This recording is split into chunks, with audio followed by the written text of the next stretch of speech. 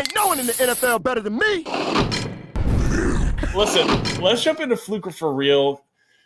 It's a glorious thing to look at this list and look at all the good players outweighing a lot of the bad. The bad was rough, but there wasn't much of it this week in week 8. It was a great, great week for fantasy football players. Starting out here with a guy who emerged some high hopes from me. I thought he was a bit undervalued this season. It's Calvin Ridley, 22.6 fantasy points, 10 catches on 15 targets for 143 receiving yards. We've been hearing Brian Callahan saying, we got to work on getting in the ball more, man. We got to figure it out. We got to do stuff. And they did. Unfortunately, that was with Mason Rudolph, and we don't know if Will Levis is going to return as the starting quarterback. So I picked up Calvin Ridley. A guy in our league dropped him. I picked him up because I recognized going forward that he has actually the third easiest schedule rest of season for wide receivers. So if Will Levis can be good, and if the departure of DeAndre Hopkins is going to weigh more heavily here than we may have thought, this could be for real. He could be a decent flex play, but I'm in the camp of wanting to see it again. Where are you, Wes? I am in agreement as well. For one more reason, I agree completely with all of that. I also just want to say that this was basically a first quarter performance. Yeah. And so you read his stat line one more time. Can you just read it off? Yeah, he had 10 catches on 15 targets for 143 yards. Didn't he have like 120 yards in the first quarter? 6 catches, 118 yards in the first quarter. Yeah. After that, 4 catches, 25 yards. So that also, I believe, is the game script to say, okay, this guy's been whining, just throw the football his way every play. And then they did, and they were like, okay, now we can try to win. Oh, we're not going to win at all. Oh, we're not going to win anyways. We got destroyed. So there are those are my 2 reasons. It's Mason Rudolph, and that was all just early game script. Yeah. I need to see it again. I have to call FLUKE for all intents and purposes, but there's definitely potential. Yeah, definitely. Raheem Mostert, 16 fantasy points. I remember you from last year. That's all I want to say, really, because the rest of the stat line is just embarrassing, dude. 9 carries for 19 yards and 2 touchdowns. I mean, it's just if he's going to be the goal line guy, then maybe. But 9 for 19, he doesn't look like the same player he was last year. He doesn't. He lost a bit of a step, and he's rosterable. Don't drop him. But because if Achane gets hurt, he'll be obviously more valuable. Please don't let that happen. But no, if it takes 2 touchdowns to get 16 points, that's not a good day. It's like the opposite of what we get excited about for fantasy football. It's like, he was a running back and he didn't even score a touchdown. He scored 18 points. It was great. Right. For Mostert, it's like, he scored 2 touchdowns. Oh, not incredibly. He was have a 35-point game. 16. But let's move on. Yeah. Anyways, Terrible. So it is what it is. But Bo Nix, I just mentioned 29.7 fantasy points. He was awesome. 4 touchdowns total in the game. He looks great. Kudos to you, Wes. You were really excited about this guy coming into the draft. And we liked the landing spot, actually. We thought it was going to be – we thought it was pretty interesting. And if he linked up with Sean Payton and they figured stuff out, they could be okay. And he's looking pretty good. So, 24 plus, 3 of his last 4. This looks for real. So there you go. Jalen Coker, rookie wide receiver in Carolina, 17.8 fantasy points, 4 catches on 6 targets for 78 yards and a touchdown. And that's from a Bryce Young passing offense. Now, I do know Leggett found the end zone as well. So that was positive for him. But I didn't really see all this. I know Coker's touchdown came towards the very end of the game. And I think it was a 20-yard touchdown. So I can't say that I think this is for real, but if Deontay gets shipped out and if Adam Thielen also gets shipped out, and there's like an opportunity that opens up. Do you want Bryce Young's wide receiver 3?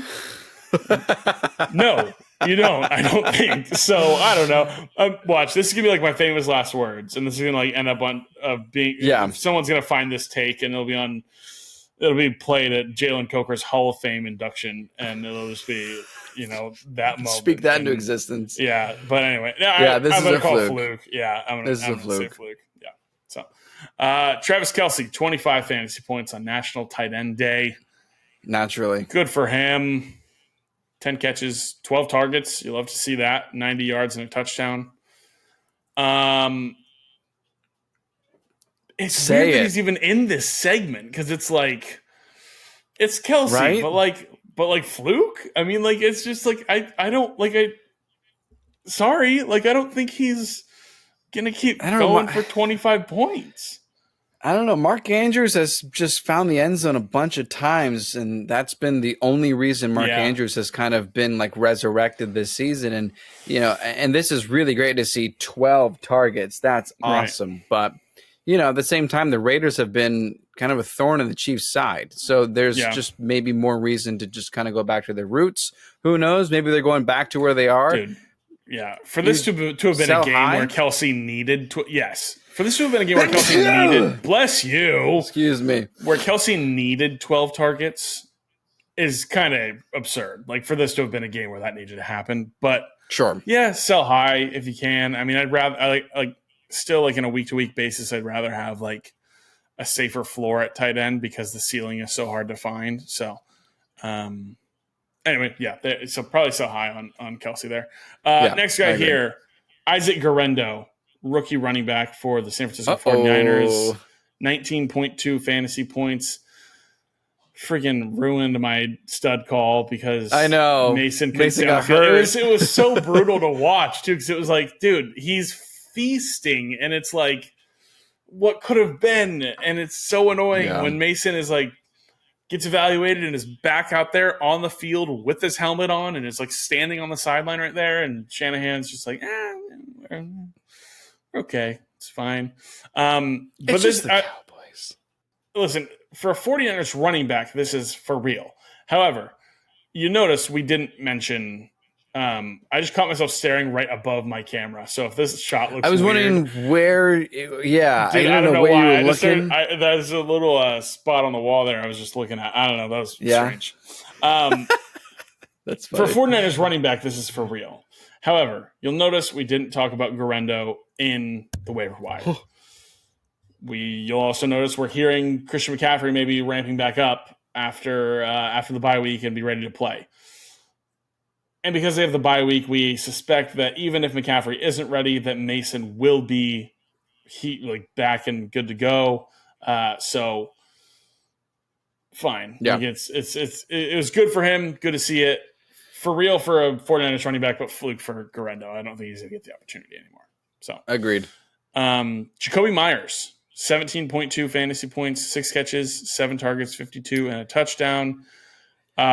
Unfortunately, because I do like Jacoby Myers, I'm going to say this is fluke. I agree. He's had some really nice games with the Raiders these last 2 seasons, and there was a point where you and I were wondering if he was actually the wide receiver 1 over Devontae Adams last season. But this has been such a poor offense all around that no Raider should be in anyone's lineup except Brock Bowers, and you should never take Brock Bowers out of your lineup. So never. Yeah, I'm in agreement that this is just a nice game for Myers, but a fluke. Yeah, you look at. We recall after week 1. Being dumbfounded and very confused about what happened with Mark Andrews. And the Chiefs are pretty good at defending the tight end, unless it's Isaiah Likely. So, I mean, it's at least in that game, in that instance. But when you see that there's a tight end who could be the focal point of an offense, Steve Spagnuolo does pretty good at shutting that down. So it's just, I think he's a benefactor of a little bit of a quieter Bowers day, which is so rude on his holiday. I know. What a dick. Disrespectful. Steve Spagnuolo. What a dick. What a dick. Anyways, Cortland Sutton, speaking of, I don't know why I just shot him astray. Anyway, 17 fantasy points, 8 catches, 11 targets, 100 yards. He disappeared like 2 weeks ago. He didn't have a single target. But if Bo Nix is heating up, 11 targets for his top wide receiver is a pretty good look. So let's see it again, I think, is where I'm at. I'm starting to see Bo Nix as a Jordan Love type fantasy quarterback where he's going to find the end zone 2-3 times and you just don't really know which guy it's going to go to. Yeah. Because that's so sure Sutton is worth rostering and if he does kind of solidify as a primary target, that's great. But our next guy here on the last person on our good side is my same opinion of this player. Yeah, it's Adam Troutman, 18.5 fantasy points, scored on a sick one-handed catch on National Tight End Day. It was pretty cool. For what it's worth, it was pretty sweet. I know, his head had sprawled out. Yeah, but I read somewhere that he was on pace before this game for like 70 receiving yards on the season. So, oh, wow.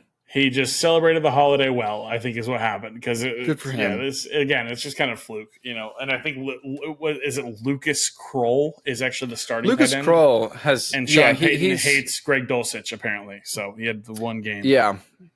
Anyway. So that's the other reason that Troutman is a fluke because Kroll is more. Anyway, just I don't really trust any Broncos pass catchers right now, but I trust Bo Nix. Yeah. Oh my goodness. Anyway, listen, those are all the good players to talk about. Let's talk about some of the bad guys. Let's talk about some bad guys. Just to talk about them, mention them here. A couple of Dolphins wide receivers here. Tyreek Hill came out and said, "We're back. Start me."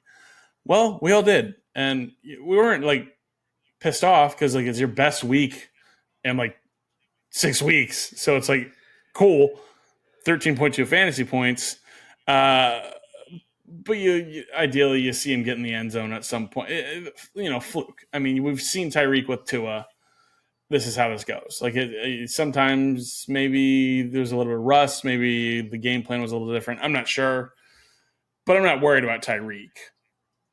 Are you worried about Tyreek? I'm not worried. I think you just bite the bullet and you took him top 3. Overall, maybe 4th overall. He's like a very early first-round pick. So you have no choice but to roll him out. And there are opportunities to buy low as well. If someone's like, oh, man, first game of Tua back at this is what I got. This sucks. Let me get out while I can. And if I have the opportunity to make Tyreek Hill my wide receiver 2 on my team, I'm going to take that. That'll be great. But, yeah, it's like it's almost funny because like there's no choice.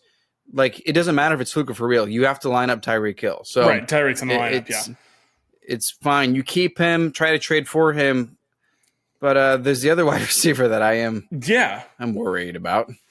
I'm not worried, actually. In fact, really? I traded for Jalen Waddle today. That's right, you did. I sent out an offer, felt some things out, and I traded away Tank Dell, my sweet prince, even potentially about to step into a bigger role. But Nico Collins is going to come back, and Joe Mixon is the engine of that offense. So in my opinion, I traded Tank Dell for Jalen Waddle. I did. I saw an opportunity. I think we've seen 2 games of Jalen Waddle and Tua together. And in week 1, Jalen Waddle scored I believe. Let me get the exact line here. But we've seen 2 games. In week 1, it was 16.2 fantasy points, 5 targets, 5 catches for 109 yards. And this week it was 8.5 fantasy points, and he saw 6 targets, but only had 4 catches for 45 yards. And he had two plays where he had some pretty unfortunate drops, and he would have had a better day than that. So he's still on the field a bunch. He's been healthy, which has not been his bread and butter over his last few seasons. I saw an opportunity. I'm not panicking on Jalen Waddle just yet. In fact, I am buying Jalen Waddle. So wow. I'm gonna say Fluke because we've seen 2 games, and I know he's talented, and I know he's a great player, and I think he'll be okay. It's like I need the reverse. When we have a good player and it's like, okay, do it again, and then I'll believe you. It's like, if you do this again, Jalen, I'm really concerned, because here's what he's got coming up in his schedule. He's got the Buffalo Bills, and then the Rams, and then the Raiders, and they are not very good with letting wide receivers get points. And then it's the Patriots, and then it's the Packers and the Jets. So if you can make it to Week 15, where it's Texans, 49ers, and Browns to finish out in playoffs, okay. I don't know who's making playoffs with Jalen Waddle unless you trade for him like you did. So I've got some concerns. I do have some concerns. I got concerns with the Dolphins offense outside of Devon Achane. That's kind of where I'm at. I think the concerns are fair. It wasn't like an easy smash accept, I'll be honest, because when you consider all things, one, my love for Tank Dell. Two, Diggs potentially not coming back this season. Dell might be able to step into this role, but you look at Joe Mixon and what he is the engine of this offense. And I saw an opportunity, and when I was comparing the two, it was like, okay, is Tank Dell really going to be that much better than Jalen Waddle will be rest of season if things pan out for Tank Dell in this expanded role? So calculated risk, but I think Jalen Waddle's a better player. And so I think I went there with that. But we will see how that goes. Next guy here, Nick Chubb. Great to see him back. However, not great to see the lack of involvement.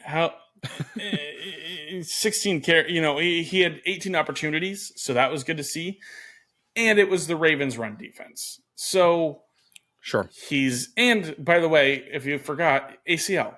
So sorry, but that happened too. His knee went like this. His knee went that way, and it wasn't good. It's supposed to go the other way. It was good to see him get back to the RB1 kind of snap share and workload. Yeah, I will say that. Yeah. But I hope he scores touchdowns if you end up putting him in your lineup. I had him in a league, and I'm considering dropping if there's better options out there. I don't know if there will be. But does that mean that's for real for you? If you're considering dropping him, that feels like that you're probably. You're kind of I think he's a touchdown dependent flex play. I think we all knew he was never going to get back to this 25 carries a game, going for 140 yards and 2 touchdowns. I don't see that as a reality. However, famous Jameis is up in that bitch just to get that offense running. So I don't know. We'll see. So who knows? Who knows? Yeah, who knows? Who knows what's going to happen?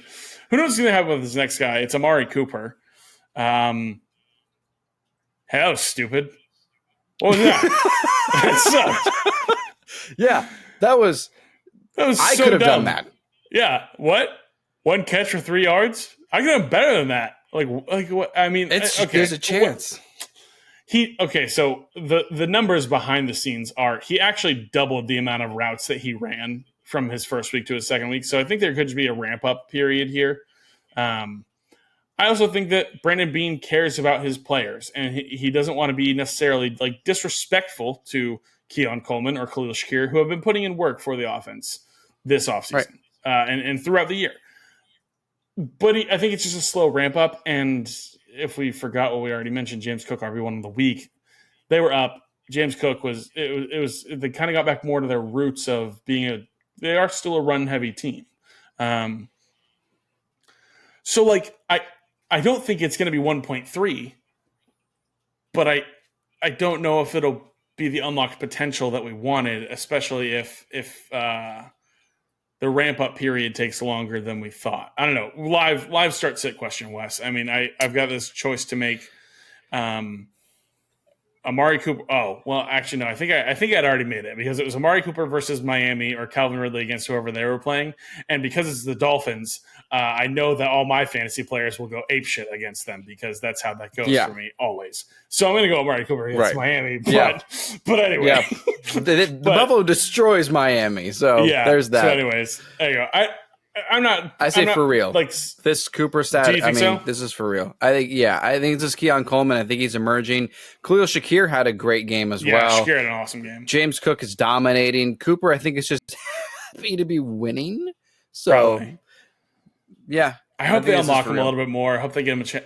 You got to think they wouldn't have traded for him if it wasn't going to, at some point, let him go up a little more. I like the increased routes run, but we got to see more. I'm not obviously because he's playing the Dolphins, I'm going to start him. But anyways, and then DeAndre Hopkins in his first game with the Kansas City Chiefs, 4.9 fantasy points, only 3 targets, 2 catches for 29 yards. If this is a sign of things to come, there will be plenty of targets to go around from what it sounds like if we're going to try and be passing a little bit more. Similar situation here. It's like, okay, you traded for the guy, so he's going to have some sort of role. And we saw Juju be like an 8 for 80 guy with a touchdown. And it was like, okay, like maybe Mahomes is going to support a wide receiver after Rashee Rice.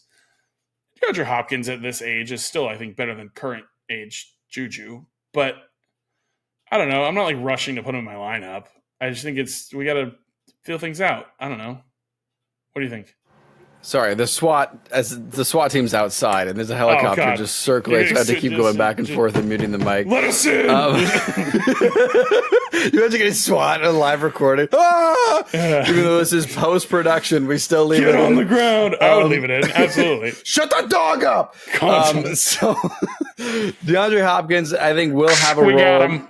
Yeah. But I think Hopkins is probably going to be touchdown dependent, and same way I think Xavier Worthy is. It doesn't feel like.